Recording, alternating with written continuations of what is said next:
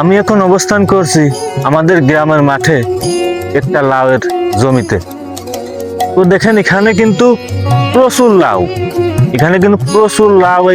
এই জমিটার মালিক কে জানি না, কিন্তু দেখেন এখানে কিন্তু প্রচুর লাউ, মানে ভাবনার বাইরে এত পরিমাণ লাউ এই জমিতে ধরছে। তো এই লাউটা আসলে আমাদের গ্রামাঞ্চলের ভাষায় আমরা কদু বলি। এখন শহরাঞ্চলে যারা আছেন তারা লাউ বলেন, আরো হয়তো অনেক নাম থাকতে পারে। তো এই লাউটা কিন্তু একটা সুস্বাদু খাবার, কিন্তু এই দেখেন এই সময় এই লাউয়ের দামটা কিন্তু অনেকটাই কম আমাদের এলাকায়। শহরাঞ্চলে হয়তো একটু বেশি যাচ্ছে, তবে আমাদের অঞ্চলে কিন্তু এই লাউয়ের দামটা অনেকটাই কম। দেখেন এখানে কত সুন্দর করে জাংলাটা দিয়েছে, আমাদের এখানে জাংলা বলে। এখন কত সুন্দর করে এই জাংলাটা দিয়েছে। এই জাংলাটা দিতে কিন্তু একজন কৃষকের অনেকটাই ব্যয়বহুল।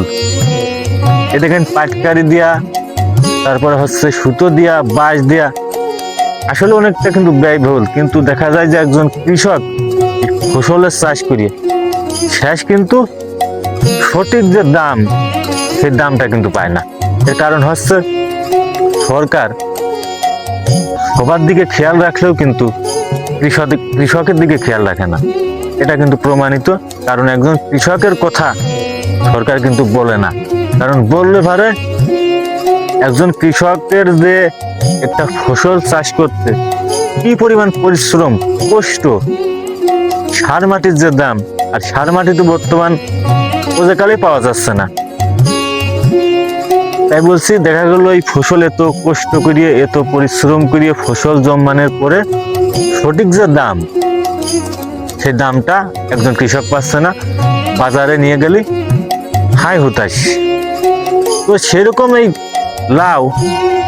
লাউটা কিন্তু যখন আগুর ওঠে, মানে যখন প্রথমেই লাউটা ওঠে, তখন কিন্তু এর বাজার রেট থাকে সর্বনিম্ন 70-80 টাকা, 100 টাকাও ছাড়িয়ে যায়। কিন্তু এই দেখেন এখন একটা সময়, এখন কিন্তু পর্যাপ্ত পরিমাণ লাউ, কিন্তু এই লাউয়ের দামটা কিন্তু একেবারেই কম। এর কারণ লাউয়ের দামটা কম হওয়ার কারণ এখন ভাদ্র মাস, হয়তো লাউ অনেকেই খায় না, অনেকেই খায় এই জন্য, নাকি অতিরিক্ত আমদানির জন্য। যাই হোক, লাউয়ের দাম এখন কিন্তু অনেকটাই কম।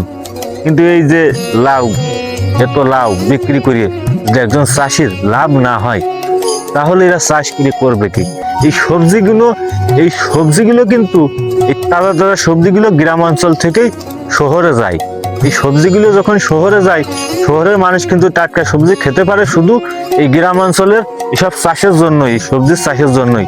তা না হলে কিন্তু শহরাঞ্চলের মানুষও খেতে পারতো না। কিন্তু এই দেখেন পর্যাপ্ত পরিমাণ দাম কিন্তু আমাদের এই কোনো ফসলে পাওয়া যাচ্ছে না, এই লাউতেও না। যে কোনো সবজি দেখা গেল এক আটি ডাটা আপনি হঠাৎ একদিন বিক্রি করলেন, দেখা গেল 10 টাকা আটি, হঠাৎ 2 দিন পরেই সেই ডাটার আটি দেখা গেল 2 টাকাও নেয় না, ফেলে দিয়ে চলে আসতে হয়। তাহলে এই যদি হয় বর্তমান পরিবেশ, তাহলে একজন চাষির কি দশা। এই যে এখানে আমি যদি এই চাষির এই লাউতে যদি একটু দামে বেচতে পারে, তাহলে হয়তো এই চাষি বেঁচে যাবে। আর যদি লাউর দাম একেবারেই কম থাকে, তাহলে ধরেন ওই যে মাথায় ভরা ডুবি, লস।